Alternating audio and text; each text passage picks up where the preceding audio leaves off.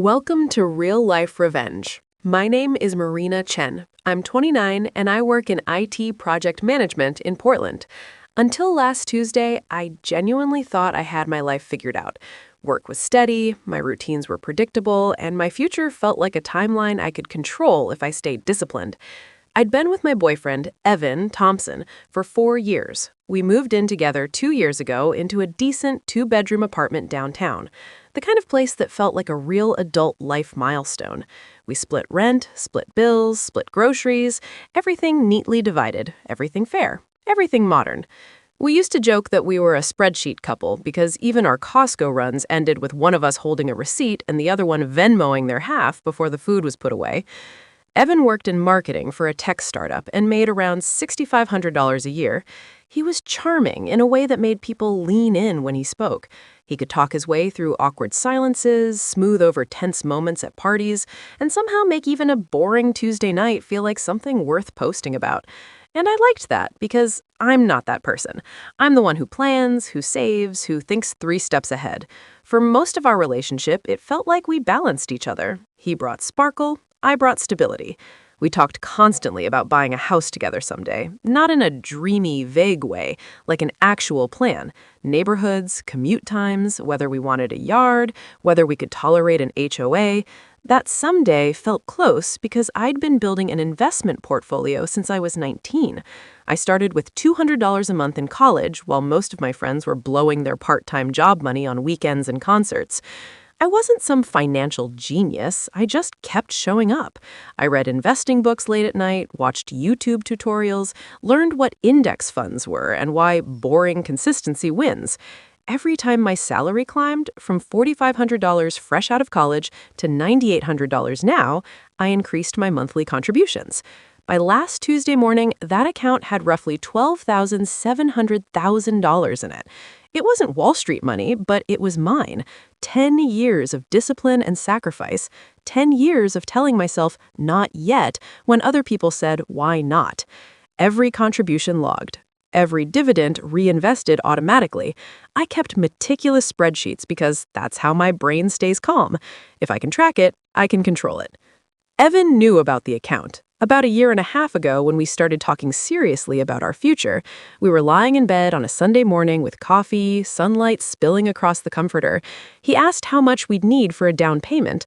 I pulled up my Vanguard app and showed him. His eyes went wide in a way that felt like admiration at the time.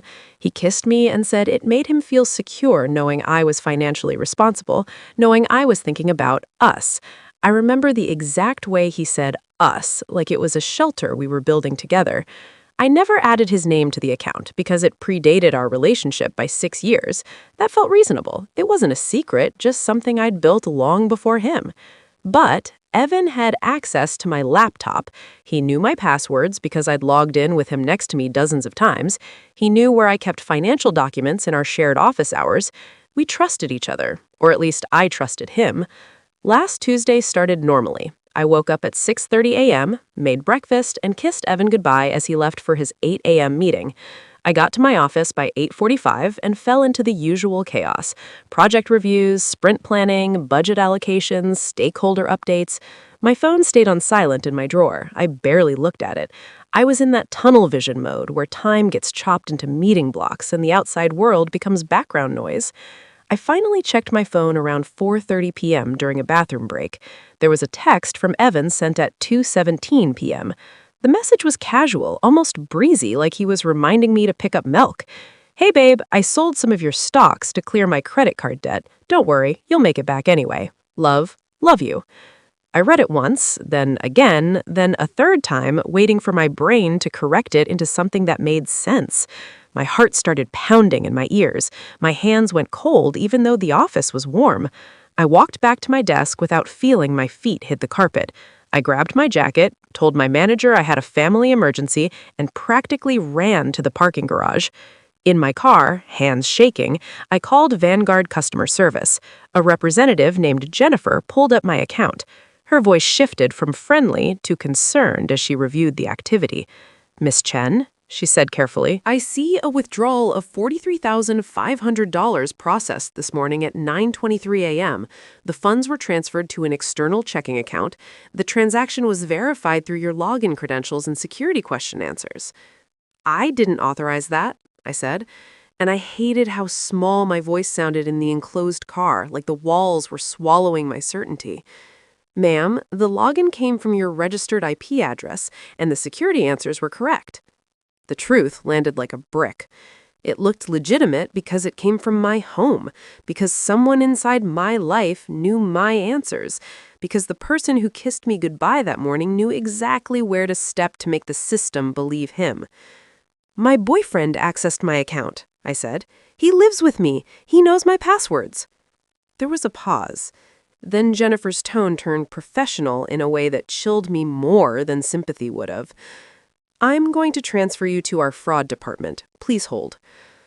I sat in that parking garage for 40 minutes, speaking to multiple people, repeating the same facts like a prayer that would make them change. They told me the same thing in different voices because the credentials and security measures were correctly entered. The transaction appeared legitimate from their perspective. They had sent a confirmation email at 9:47 a.m., which I had missed because I'd been in meetings. They could flag the transaction as disputed and begin an investigation, but if I wanted it to be taken seriously, I needed to file a police report immediately. So I drove straight to the police station. The officer at the desk, middle-aged, tired eyes, handed me forms. I filled them out methodically, like I could outwork the panic.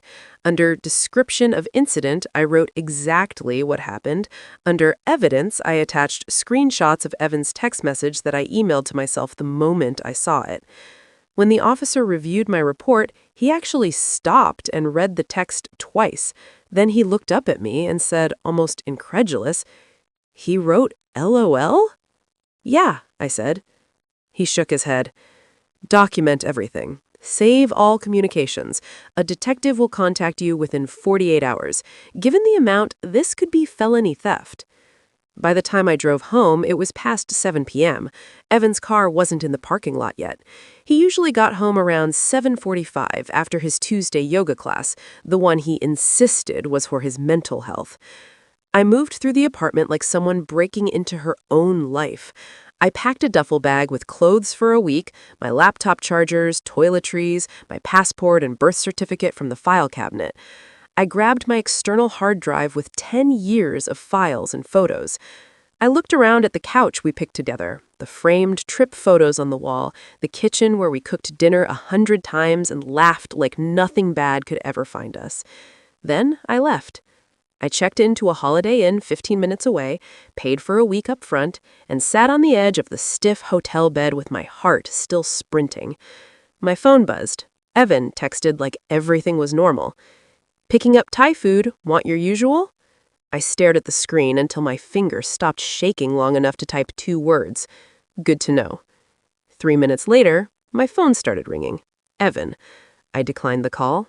He called again. Declined. Again. Declined. The buzzing didn't stop, and as the call stacked up, something inside me went very still, because I could feel the next phase coming, the part where he realized I wasn't just upset, I was done being quietly usable. I didn't respond. Instead, I opened my laptop and started building a folder. Screenshots, voicemail transcriptions, bank statements going back 10 years. I wrote out a detailed timeline of events, minute by minute, when I showed Evan the account, when I left for work, when the withdrawal hit, and when the text arrived. If this turned illegal and something in my gut told me it already had, I was going to rely on facts. Wednesday morning, my phone rang at 6 a.m. It startled me so badly I almost dropped it. The broker I'd spoken to the day before. Her voice was calm, efficient, the voice of someone who deals with crises as part of their job. "Ms. Chen, I wanted to update you. Your investment account has been frozen pending the fraud investigation. More importantly, we've contacted the receiving bank and flagged the $43,500 deposit as proceeds from a potentially fraudulent transaction." I sat up in bed. What does that mean for him? It means his checking account is now frozen as well, she said. He won't be able to move, withdraw, or transfer those funds. They're locked pending investigation. I thanked her, my voice steadier than I felt. When I hung up, I just sat there for a moment, the weight of it settling in. This was real now, not a fight, not a misunderstanding, not something that could be smoothed over with apologies and promises. Systems had moved.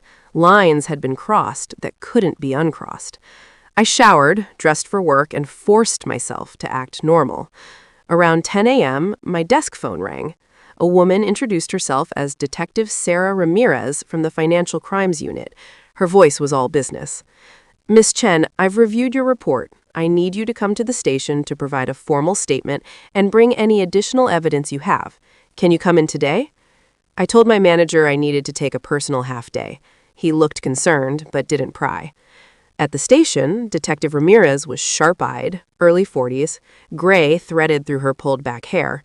She led me into a small interview room with a recording device on the table. For the next hour, I walked her through everything. My relationship with Evan, the account's history, the text message, the unauthorized withdrawal. She asked questions that stripped away any ambiguity. Did you ever give Mr. Thompson verbal or written permission to access these funds? No. Did he have any legal claim to the account? No. It's solely in my name. And the text message, this was sent after the transaction? Yes. 2 hours after. She nodded. That's not asking for permission, that's notification. When she told me this could be charged as felony theft, she didn't dramatize it. She didn't need to. The words were heavy enough on their own. When I left the station, my phone was flooded. 23 missed calls, 37 text messages. The tone had shifted completely. "Why is my bank account frozen? What did you do? The bank says there's a fraud hold. Marina, did you do this? How could you do this to me?" I typed one reply carefully. I reported the unauthorized withdrawal to the police and my broker. You took $43,500 from my account without permission. That's theft. He called within seconds. I answered this time, put the phone on speaker, and quietly hit record. "Theft?" he shouted. "What the hell are you talking about? I was borrowing it." "You took money that wasn't yours without asking," I said. "You texted me after." "I didn't think you'd care this much," he said, his voice cracking. "You have so much money. I've been drowning in credit card debt for months. I couldn't breathe. I needed help." "Then you should have asked," I said. "You should have talked to me. I didn't want you to see me as irresponsible." "So instead you decided to steal from me?" I said quietly. "How is that better?" There was silence then, sobbing. "Please don't do this. I'll pay you back. I'll do anything. Just drop it." "I can't trust you anymore," I said. "You went behind my back and took enough money to buy a car." "I thought we were partners," he whispered. "Partners ask," I said. "They don't just help themselves." I ended the call, and for the first time since the text message, I felt something solid settle in my chest. Not relief, not peace, but clarity. Detective Ramirez called Evan that Wednesday afternoon. I know the exact time because at 3:47 p.m., my phone lit up with his name again, this time with a different kind of energy. Panic, raw and unfiltered. "What did you tell them?" he demanded the second I answered. His voice was shaking so badly it sounded like the call might drop. "They called me at work, at my office, Marina. Do you have any idea what you've done?" I leaned back in my chair, closed my office door, and spoke evenly. I told them the truth. "They called me in the middle of the open floor," he said, breathing hard. "Everyone heard it. They heard me say, 'You're my girlfriend.' They heard the word theft." "So now you're worried about how it looks," I said, "not about what you did." "You're destroying my life over money," he snapped. "No," I said, "you destroyed my trust over money." There was a pause. Then his tone shifted, quieter, more desperate. "I made a mistake." "No," I said again, firmer this time. "You made a series of choices. You logged into my account. You navigated to the transfer page. You entered the amount. You confirmed the transaction. Those aren't mistakes. Those are decisions. He swore under his breath. I hate you. I'm sorry you feel that way, I said. He hung up on me. That evening, the messages from friends started coming in, not all at once, like raindrops before a storm. Some were subtle, some were aggressive. Most of them had one thing in common. They wanted me to soften what I refused to soften. Emily, his college friend, texted, I can't believe you called the cops on your boyfriend. He messed up, but you're ruining his life. This feels cruel. Another friend wrote, That's cold, Marina. He's struggling. You didn't have to take it this far. Each message landed like a small cut, reopening the same wound from a different angle. No one asked how I felt. No one asked what it was like to realize the person you shared a home with had accessed your life savings while you were in meetings and then joked about it in a text. Then a message came in that made me stop breathing for a moment. It was from Rachel, one of Evan's closest friends from his yoga group. Marina, I need to tell you something. Evan told me 3 months ago that he was drowning in debt. I asked him if he'd talked to you about it. He said he had it under control and didn't want to worry you. I told him he needed to be honest with his partner. He got defensive and changed the subject. I'm really sorry. You didn't deserve this. I stared at the screen. 3 months while we were planning weekend trips, discussing neighborhoods, joking about paint colors for a house we didn't own yet. He'd been hiding a financial collapse from me, and instead of trusting me enough to ask for help, he treated my savings like an emergency exit he could break through when he ran out of air. That message from Rachel changed something in me. Not because it made me angrier, I'd already burned through that emotion, but because it confirmed what my instincts had been circling since the moment I read Evan's text. This wasn't a spontaneous lapse in judgment. This was a plan born from avoidance, from weeks, maybe months of choosing silence over honesty and entitlement over partnership. I texted Rachel back. Thank you for telling me. That means more than you know. She replied a few minutes later. He's not a bad person, but he made a really bad choice. I hope you both find peace. I set my phone down and exhaled slowly. People love that phrase, not a bad person, as if morality is a fixed identity instead of something proven in moments exactly like this. Thursday morning, Detective Ramirez called me with an update. Evan had hired a lawyer. The words shouldn't have surprised me, but they still landed heavy. His attorney contacted me this morning, she said. Given the amount involved, counsel is advising him to return the funds immediately to mitigate potential felony charges. And if he does? I asked. The district attorney could still proceed, she said carefully, but full restitution and demonstrated remorse often influence charging decisions. I hung up and stared at the wall of my hotel room. This was the pivot point, the moment where the story could tilt in one of two directions. Consequences or containment, justice or closure. That afternoon, my broker facilitated the return transfer. At 4:32 p.m., I received the email confirmation. $43,500 deposited. I logged into my account and just stared at the balance. The numbers looked exactly as they had before, but I didn't feel relief. I felt hollow. Like someone had broken into my house, rearranged the furniture, and left it spotless, expecting me to be grateful nothing was missing. Friday morning, Detective Ramirez called again. The funds have been returned. At this point, it's your decision whether you want to press forward.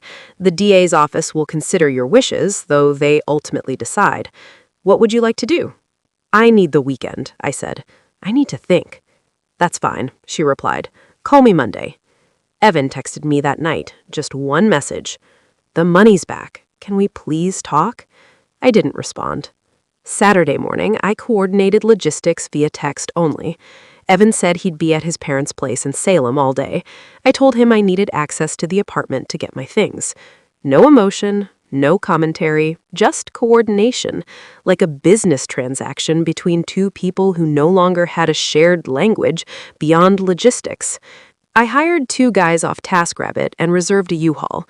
When I walked into the apartment, it felt unfamiliar, like a stage set from a show I used to be in. I moved efficiently. Clothes, books, electronics, kitchen appliances. I'd bought furniture before we moved in together. I didn't touch anything that was his. That felt important. I wasn't erasing him. I was extracting myself. Halfway through loading, I heard tires crunch on gravel. Evan's car pulled into the parking lot. He wasn't supposed to be back until evening. We froze, about 15 feet apart. He looked undone, hair shoved into a messy bun, dark circles under his eyes, the version of him that existed without charm. "So that's it," he said finally. "4 years?" "Yes," I said. "You're really going to throw everything away because I made one mistake?" I met his eyes. "Stop calling it one mistake." "I was desperate," he said. "I was scared you'd judge me." "And now I see you as someone who steals from the person they love," I said. "Is that better?" He flinched like I'd hit him. "I'm not a thief," he said. "You took $43,500 that didn't belong to you, without permission," I replied. "What would you call it?" Tears slid down his face. "I thought we were building a life together." "We were," I said, "until you decided my savings were yours to access." He shook his head, furious now. "I hope you're happy. I hope you and your money have a great life." "I hope you get help," I said quietly. "I really do." I climbed into the U-Haul and drove away, watching him shrink in the rearview mirror, standing alone in a parking lot of ghosts. The U-Haul felt too big for one person. Every turn echoed, every stoplight gave me a second too long to think.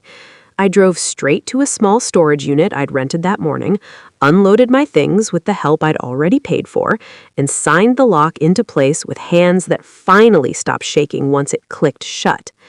Something about that sound, the finality of metal meeting metal, felt symbolic.